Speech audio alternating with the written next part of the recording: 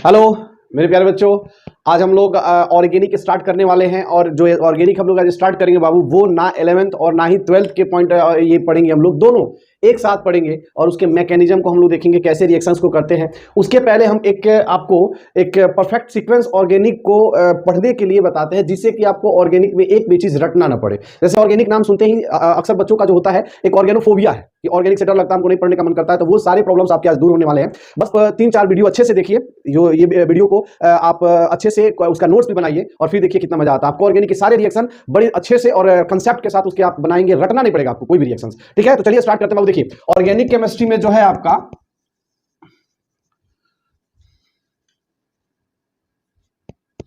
Organic chemistry के अंदर जो है बाबू, सबसे पहले हम लोग क्या करेंगे तो स्टार्ट करेंगे। हम बेसिक पहले आपको बता देते हैं, फिर उसके बाद हम लोग रिएक्शन मैकेनिज्म पे जाएंगे, कैसे रिएक्शन को अपन करते हैं, और उसके बाद हम लोग बुक स्टार्ट करेंगे। ठीक है, तो सबसे पहले हम पढ़ेंगे बाबू नोमेनक्लेचर। नोमेनक्लेचर ठीक है ना। फिर सेकेंड स्टेप में हम लोग पढ़ेंगे क्या, आइसोमेरिज्म। फिर थर्ड स्टेप में अपन पढ़ेंगे बाबू रिएक्शन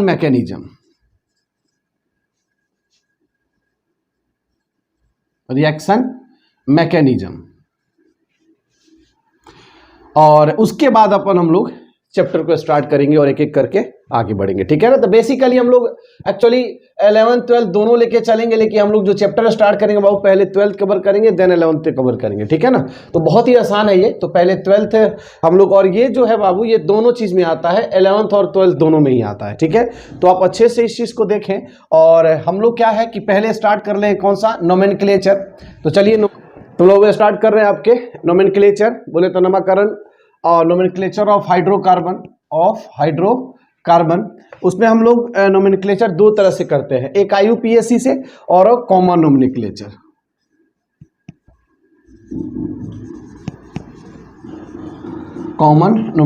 एक बार थोड़ा सा और आप समझ लीजिए, तो कॉमन नोमेनक्लेचर और IUPAC में क्या फर्क है बाबू। तो कॉमन नोमेनक्लेचर सामान्य नामकरण होता क्या है, जैसे स्टार्टिंग पीरियड में शुरू में कोई रूल्स रेगुलेशन नहीं था, या रूल्स भी था तो बहुत लिमिटेड रूल्स था। तो उसी रूल्स के अकॉर्डिंग हम लोग पहले ये और हाइड्रोकार्बन का नोमेनक्लेचर करते थे। उसके बाद बाबू जब हाइड्रोकार्बन की अमाउंट बढ़ने लगी, कार्बन की संख्या बढ़ने लगी, तो उस समय अब कॉम्प्लेक्स आने लगा। जैसे अगर एक एग्जांपल बात करें कि गांव देहात में एक रूल रेगुलेशन होता है, जैसे मान लीजिए कि लोग अगर शादी, किसी के फैमिली में 7-8 भाई हैं अगर, और 7-8 भाई है, मान लीजिए ऐसे बड़े बड़े फैमिली गांव में हुआ करते हैं, या कहीं भी पुराने अगर देखा जाए तो था लोग, तो 7-8 भाई है। ठीक है ना। तो शुरू में क्या पद्धति अपनाया जाता था कि जो उसकी मतलब पत्नी आती थी घर से, तो उसका नाम कैसे रखता था लोग, जैसे वो कहाँ से आ रही है, जैसे मान से आ रही है तो उसका नाम क्या रखा, दिल्ली वाली, वो मतलब दिल्ली वाली बहू कह देता था लोग। कहीं पटना से आ रही तो पटना वाली बहू, जयपुर से आ रही है जयपुर वाली बहू। मतलब कहने का मतलब है कि जहां से वो आ रही है उसी के स्थान से उसके नाम को क्या कर दिया जाता था, आज रख दिया जाता था। आज भी बहुत जगह ऐसा चलन है। लेकिन मान लीजिए बाबू अगर दिल्ली में से 2 बहू आ जाए तो फिर क्या करेगा लोग, तो फिर तो वो रूल फेल हो जाएगा कि जहां से वो आ रही है उसी के नाम से बुलाएगा लोग दिल्ली वाली बहू, तो जितना दिल्ली वाली होगी सब चली जाएगी। सिंपल सी बात है। तो इसीलिए वहां वो रूल्स फेल होता है। मतलब कि अगर नंबर्स ऑफ हाइड्रोकार्बन बढ़ता है बाबू, तो उसकी जो नोमेनक्लेचर प्रोसेस है, नोमेनक्लेचर अब तक जो हमने कंसेप्ट अपनाया हुआ है करने का, वो सारे फेल होने लगते हैं। तो उस समय हम लोग IUPAC या एक रूल्स बनाते हैं, और उसका नाम नोमेनक्लेचर करने के लिए, या एक इंस्टीट्यूशन है। जैसे मान लीजिए हर एक ये अपने क्या नाम है, हर एक विभाग होता है। जैसे मान लीजिए कोई क्या बोलते हैं उसको, फाइनेंस डिपार्टमेंट हो गया, इकोनॉमिकल हो गया, तो सब अलग तरह का डिपार्टमेंट है। उसी तरह से ये भी एक डिपार्टमेंट है जो हाइड्रोकार्बन के नेमिंग को बताता है कि कैसे आप नेमिंग करेंगे, ये रूल्स को प्रोवाइड करता है। ठीक है, एक इंस्टीट्यूशन है, या एक आप कह सकते हैं संस्था, एक यूनियन है। अब आते हैं बाबू कॉमन नोमेनक्लेचर, समझ में आ गया। कॉमन नोमेनक्लेचर के रूल्स जो है बहुत शॉर्ट है। इसमें बहुत ज्यादा हाइड्रोकार्बन, अगर 4, 5, 6 कार्बन तक ही इसके दे पाते हैं, उसके बाद ये फेल हो जाता है। लेकिन इसमें बाबू कितना ही कार्बन दे दीजिए कोई दिक्कत नहीं है। ठीक है ना। रह गया बात कि ये पुरानी पद्धति है, ये न्यू पद्धति है। ये बोले तो ये ओल्ड मेथड है, ये न्यू मेथड है। तो पहले तो हमको ओल्ड पढ़ना चाहिए था, ताकि ओल्ड नहीं पढ़ा के पहले हम IUPAC पढ़ाते हैं, ठीक है। क्यों बाबू? इसका कारण ये है कि इसमें बहुत सारे टर्म जो है यूज करते हैं, जो यहाँ आसान बना देता है उसको पढ़ने में, ठीक है। तो इसीलिए थोड़ा उल्टा करके पढ़ते हैं, पहले IUPAC, देन कौन सा पढ़ते हैं हम लोग? Common nomenclature. तो चलिए स्टार्ट करते हैं अपन IUPAC। IUPAC का फुल फॉर्म होता है, वो भी लिख देते हैं, international union pure and applied in chemistry होता है IUPAC। इसका फुल फॉर्म होता है international union pure and applied in chemistry, ये इसका फुल फॉर्म होता है, ठीक है। कहीं पूछेगा नहीं, लेकिन चलो ठीक है, ये एक संस्था का नाम है। अब बाबू IUPAC की जो हाइड्रोकार्बन के, जो हम IUPAC के अकॉर्डिंग जब नाम लिखते हैं, तो इसमें मात्र हम कहते हैं 5 स्टेप है इसके। 5 स्टेप को फॉलो करिए और किसी भी IUPAC का नाम बड़े आसानी से आप बता सकते हैं, किसी भी हाइड्रोकार्बन का नाम IUPAC के अनुसार बना सकते हैं। उसमें एक आता है बाबू सबसे पहले IUPAC फॉर्मूला। IUPAC फॉर्मूला, और क्या है IUPAC फॉर्मूला? बहुत आसान है, देखिए जरा। सबसे पहले एक होता है बाबू P2, फिर होता है P1, फिर होता है एल्क, फिर होता है S1, फिर होता है S2, ठीक है जी। अब इसके बारे में अगर बात करें हम, तो इसको हम सेकेंडरी प्रीफिक्स कहते हैं। क्या कहते हैं? Secondary prefix. इसको प्राइमरी प्रीफिक्स, इसको प्राइमरी सफिक्स, इसको सेकेंडरी सफिक्स कहते हैं। लेकिन हम वो वैसे नहीं कहेंगे, इसको हम कह देते हैं secondary functional group, secondary functional group कह देते हैं, ठीक है जी। इसको हम कह देते हैं साइक्लो, ठीक है, साइक्लो। अगर हाइड्रोकार्बन साइक्लो होगा तो इसका यूज करेंगे, नहीं होगा तो नहीं करेंगे। एल्क, एल्क इंडिकेट करता है नंबर ऑफ कार्बन को, नंबर ऑफ कार्बन। जैसे एक कार्बन है तो इसके लिए मेथ लिखते हैं, मेथ लिखते हैं। 2 कार्बन हो तो लिखते हैं एथ, 3 कार्बन हो तो लिखते हैं प्रोप, ठीक है जी। अगर 4 कार्बन हो बाबू तो लिखते हैं ब्यूट, ब्यूट। और 5 कार्बन हो तो लिखते हैं पेंट, 6 कार्बन हो तो लिखते हैं हेक्स। इसी तरह से हेप्ट लिखते हैं 7 कार्बन के लिए, ऑक्ट लिखते हैं 8 कार्बन के लिए, नन लिखते हैं 9 कार्बन के लिए, डेक लिखते हैं 10 कार्बन के लिए, अनडेक 11, बाईडेक 12। इस तरह से होता है। अब S1 क्या है बाबू? Primary suffix. ये रिप्रेजेंट करता है type of bond, type of bond. जैसे कार्बन कार्बन के बीच अगर सिंगल बॉन्ड है तो इसका नाम लिखेंगे बाबू ANE। अगर कार्बन कार्बन के बीच डबल बॉन्ड है तो लिखेंगे नाम ENE। Carbon carbon triple bond है तो लिखेंगे नाम YNE। क्लियर है? और ये होता है बाबू main functional group, main functional group. तो ये रहा, एक तरह से बता दे बाबू, तो बेसिक, एक बेसिक फॉर्मूला रहा। इसी फॉर्मूला पे आप दुनिया के कोई भी हाइड्रोकार्बन ले लीजिए, सिंगल ये साइक्लिक हो, इस फॉर्मूला से उसके नाम को लिख डालिएगा। कुछ भी, कितना हो, बड़ा हो छोटा हो, उसमें फंक्शनल ग्रुप हो या ना हो, या कितना हो फंक्शनल ग्रुप हो, इस फॉर्मूला से आप उसके नाम को बड़े आसानी से लिख सकते हैं, ठीक है जी। तो इस फॉर्मूला का एक बार स्क्रीनशॉट ले लीजिए, या नोट्स बना रहे हैं तो आप इसको नोट डाउन कर लीजिए। और फिर हम आगे इससे पहले एक एग्जाम्पल बना देते हैं कि कैसे इसका उपयोग करेंगे, यूज करेंगे, देन हम चीज़ों को आगे बढ़ाते हैं। तो जरा देख लीजिए, फिर बाद में करिए। इधर देखिए, एक हम यहाँ पे क्वेश्चन बनाते हैं बाबू। जैसे मान लीजिए कि आपके सामने एक क्वेश्चन दिया गया, CH3 CH2 CH2 OH, और यहाँ पे मान लीजिए कुछ Cl है, ठीक है। अब एक बात आपको बता दे बाबू, अभी के लिए आप जान जाइए कि इसको S2 कहते हैं, अभी के लिए जान जाइए इसको आप P2 कहते हैं, ठीक है। और इसमें S2 का नाम OL होता है और इसमें P2 का नाम क्लोरो होता है। ये अभी के लिए आप जान जाइए, ठीक है। अभी के लिए आप ये जान जाइए, इसका नाम OL होता है, इसका है क्या होता है, क्लोरो होता है। और इसको S2, इसको P2 कहते हैं। वो सब बाद में हम बता देंगे कि कैसे S2 इसको बोल दिए, कैसे P2 बोल दिए, सारी बात आपको हम बताएंगे, निश्चिंत रहना है। ये हो गया इसका लॉन्गेस्ट कार्बन चेन, ये भी हम बताएंगे बाबू। हम क्या बोले हैं, सिर्फ इस फॉर्मूला का कैसे यूज करते हैं ये आपको बता रहे हैं, ठीक है ना। ये फॉर्मूला सबसे लास्ट में बताया जाता है, सबसे लास्ट में, लेकिन हम इसको बता देते हैं जिससे थोड़ा सा बच्चे के माइंड में रहे कि हम क्या पढ़ने वाले हैं, एक मतलब इंटरेस्ट बना रहे हैं हम जो सीख रहे हैं, ठीक है ना। बस वही बात है और कुछ नहीं।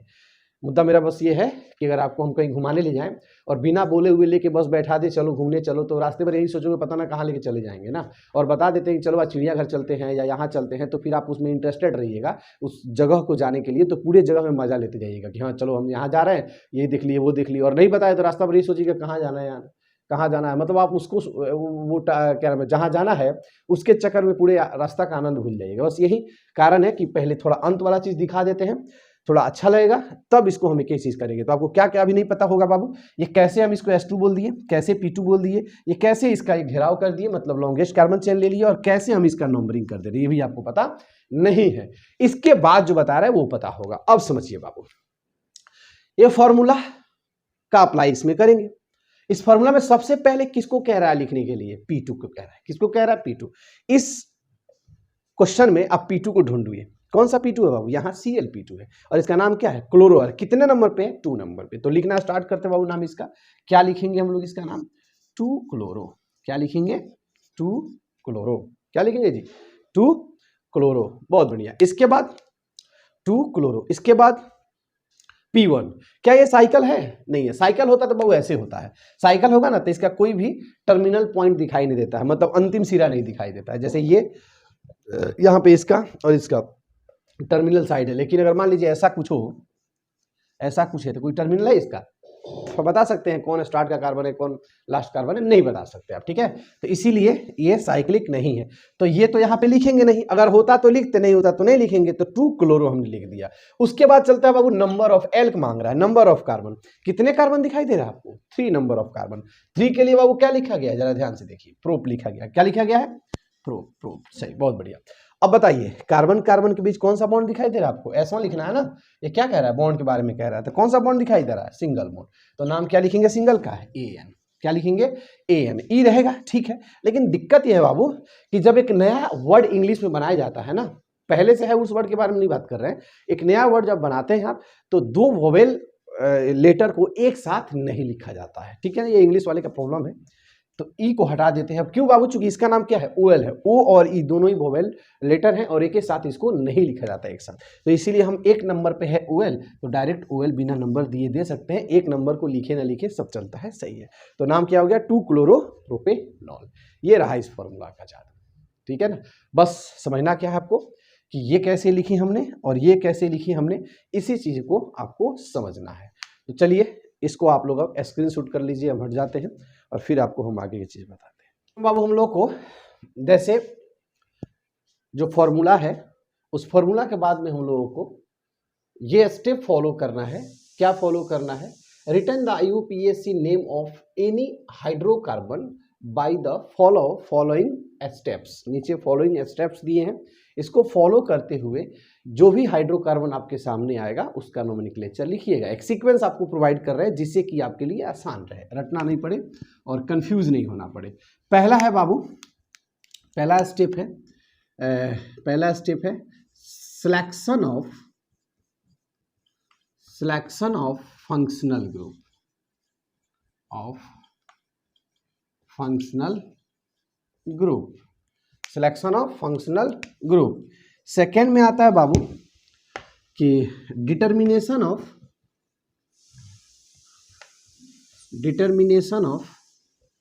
S2 and P2। S2 and P2, देखिए S2 एंड P2 दोनों ही फंक्शनल ग्रुप है बाबू। इसको हम लोग सेकेंडरी फंक्शनल बोले थे और इसको क्या बोले थे, मेन फंक्शनल ग्रुप बोले थे, ठीक है। थर्ड नंबर में आ जाता है बाबू कि selection of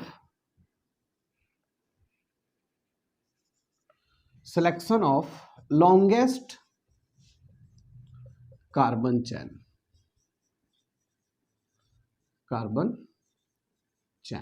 longest carbon chain, ठीक है जी।